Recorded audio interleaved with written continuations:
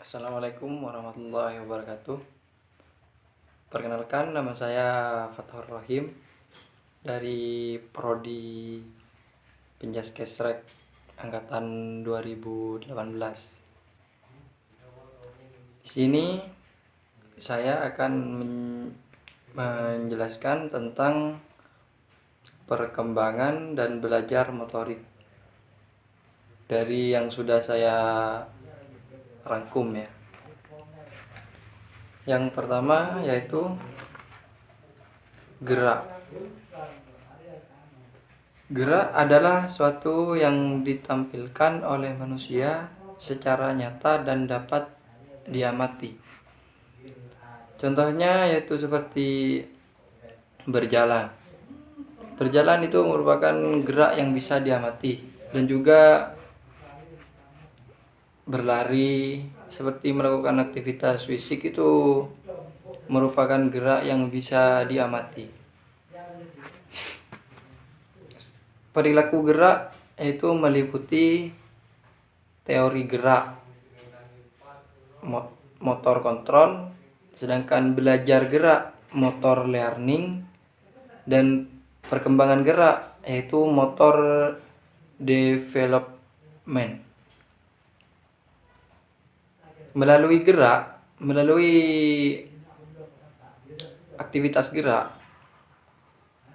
ada beberapa hal yang bisa terjadi, seperti terjadinya interaksi antara satu individu dengan individu yang lain, terjadinya komunikasi, terjadinya kegembiraan terhadap seseorang dalam melakukan misalnya aktivitas senam atau olahraga seperti permainan olahraga bulu tangkis, permainan olahraga sepak bola. Itu dapat terjadi suatu kegembiraan pada setiap individu. Misalnya saya melakukan olahraga senam, saya merasa gembira dan juga kepuasan, merasa puas dalam melakukan olahraga tersebut. Misalnya juga seseorang melakukan pertandingan seperti pertandingan yang diperlombakan, seperti tenis meja, seperti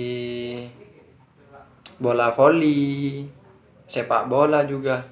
Itu merupakan gerak yang dapat menimbulkan komunikasi, interaksi, serta kegembiraan dan juga kepuasan.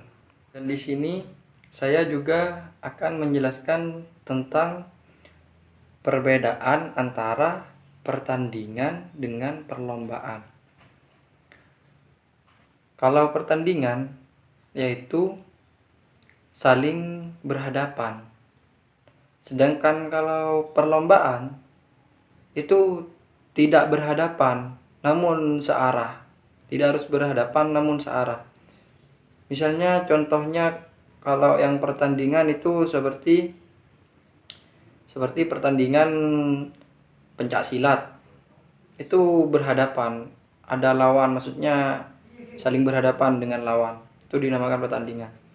Kalau perlombaan itu tidak berhadapan searah, tidak harus berhadapan. Seperti perlombaan lari jauh atau lari cepat, itu tidak harus berhadapan kan, namun searah.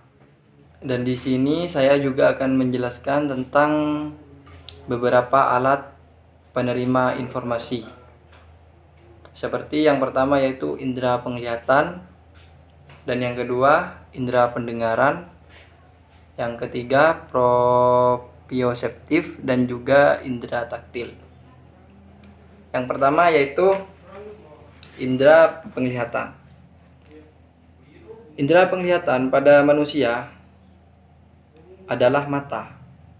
Kita bisa melihat yang kita lihat sebab adanya kerjasama antara mata dan juga otak. Jadi di situ kita dapat mengenal apa yang sudah dilihat oleh mata kita. Rangsangan yang terjadi pada bagian mata akan diteruskan menuju otak.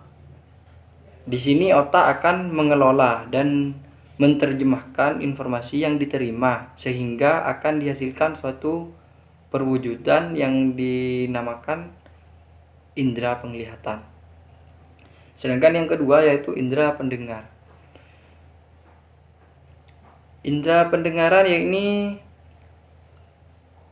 dinamakan telinga. Telinga memiliki peran untuk menjaga keseimbangan dan juga posisi tubuh. Telinga adalah salah satu dari panca indera manusia yang berguna untuk mendengar suara, mendengar informasi. Suara dapat disaring melalui gendang telinga. Untuk itulah manusia bisa mengenali suara dalam not balok dengan baik dan tepat. Sedangkan yang ketiga yaitu proprioseptif. Di sini proprioseptif terdapat pada serabut otot yang memungkinkan anak secara tidak sadar mengetahui posisi dan gerakan tubuh. Contohnya seperti gerak motorik halus seperti menulis, mengangkat sendok ketika makan, dan seperti memasang kancing baju juga itu masuk di dalamnya. Dan yang keempat itu indera taktil. Indera taktil di sini diartikan sebagai alat kecap untuk merasakan atau alat perabaan, kan bisa merasakan bila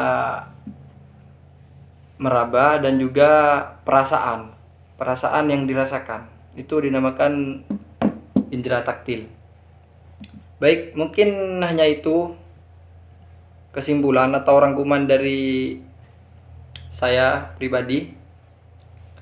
Apabila ada kekurangan, saya mohon maaf. Saya akhiri. Wassalamualaikum warahmatullahi wabarakatuh.